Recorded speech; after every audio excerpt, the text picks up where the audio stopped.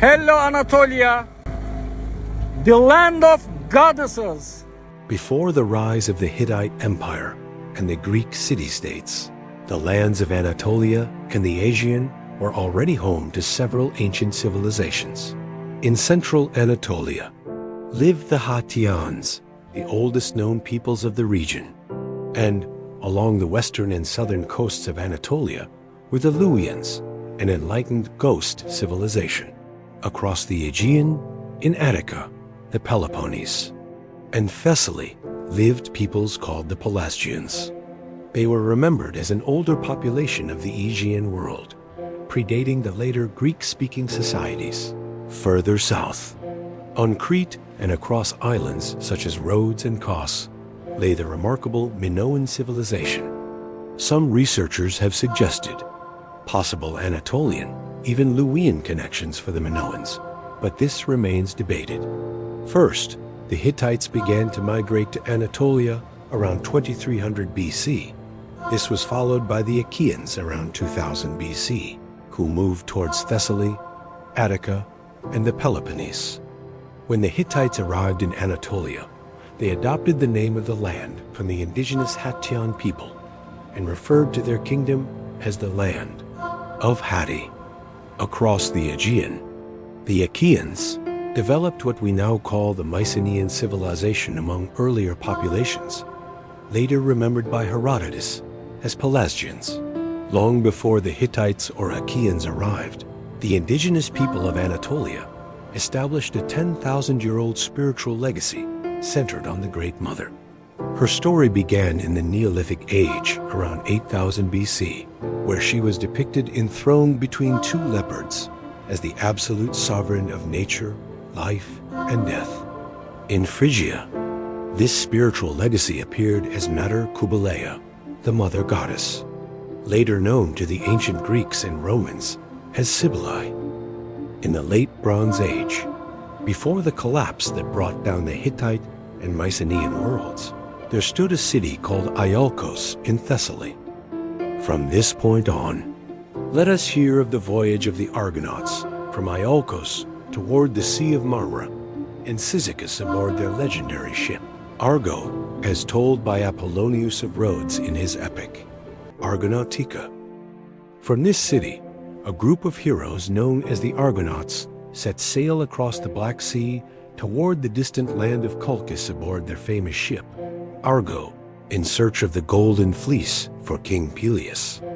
Under Jason's leadership, the Argo's crew was a true champion's lead of mythic figures, featuring master shipbuilder Argos, the mighty Heracles, the divine musician Orpheus, and legends like Pollux, Atalanta, and many others. When they arrived at Cyzicus, they sailed into the harbor of Cleite. Today, this ancient harbor can still be seen on Google Earth. There is a lofty island in the Propontis, sloping toward the sea, where a low isthmus facing the mainland is washed by the waves. The isthmus has shores on both sides. An isthmus is a narrow strip of land, bordered by water on both sides, that connects two larger landmasses. The inhabitants of the region call the island the Mount of Bears. Even today, signs warn visitors that the island is a natural habitat for bears. There, on the advice of Tiphys, the skilled helmsman of the ship Argo, they cast away their small anchor stone and left it beneath a spring, taking instead another better suited to their purpose, a heavier anchor stone for a more secure anchorage. Now the Dolions and King Cyzicus himself, along with his young wife Cleite, all came together to meet them with friendliness. There they built an altar to Epasian Apollo and set it up on the beach, offering sacrifices. Epasian Apollo is an epithet of the god Apollo, representing him as the protector of those returning safely from a voyage. Sailors of that age used to thank Epasian Apollo and offer gifts to him when they arrived at their destination safely. And the king, of his own bounty, gave them sweet wine and sheep in their need. In the morning, they climbed mighty Mount Dindymum so that they might behold for themselves the many routes across that sea. What you see in this footage is exactly what they saw. the islands of Marmara, Ausha, and Pashalamani. They left Heracles at the harbor, while the others climbed Mount Dindymum to survey the sea routes. There lived some strange and frightening men there. People said they were born from the earth itself. Each of them had 6 strong arms, 2 on their shoulders and 4 more on their sides, which made them very powerful and a great wonder to everyone around them. Meanwhile, at the harbor, strange earthborn giants rushed down from the mountain and tried to block the entrance of the harbor with huge rocks. Heracles had stayed behind with some of the younger heroes. He quickly took his bow and began shooting arrows at the giants. The giants threw enormous rocks back at them. Soon the other heroes returned, and together they fought bravely with arrows and spears until all the earthborn giants were defeated. At dawn, the Argonauts prepared to leave Cyzicus. King Cyzicus and his people gathered on the shore to bid farewell to the heroes. With favorable winds, the ship Argo sailed out into the Propontis, the Sea of Marmara. But the heroes did not yet know that fate would soon bring them back to these very shores. But during the night, a sudden storm rose, and the winds drove the Argo back to the same coast. In the darkness, neither side recognized the other. Thinking they were enemies, the Argonauts and the Daliones began to fight. In the darkness, a fierce battle began, and no one recognized friend from foe. In the chaos, Jason struck down a brave warrior with his spear, not knowing it was King Cyzicus himself. When the sun rose and the light revealed the truth, the Argonauts stood in silence, filled with grief for the terrible mistake. For 3 days, the Argonauts mourned the fallen king. They buried Cyzicus with honor and held funeral games in his memory. From the fate no mortal may escape, but on every side a wide snare encompasses us. Cleite, the young wife of King Cyzicus, could not bear the sorrow of losing her husband. In her deep grief, she took her own life. The forest nymphs wept for her, and from their tears a spring was said to appear, which people later called the Fountain of Cleite. Today, many springs can be found across the Kapıdağ Peninsula. What you are looking at now is Ormano Waterfall, and Joyager is enjoying a cold beer here. After that, a strong storm came and lasted for 12 days and 12 nights. The Argonauts had to stay in the bay and could not sail away. One night, while most of the heroes were asleep, 2 of them, Acastus and Mopsus, stayed awake to keep watch.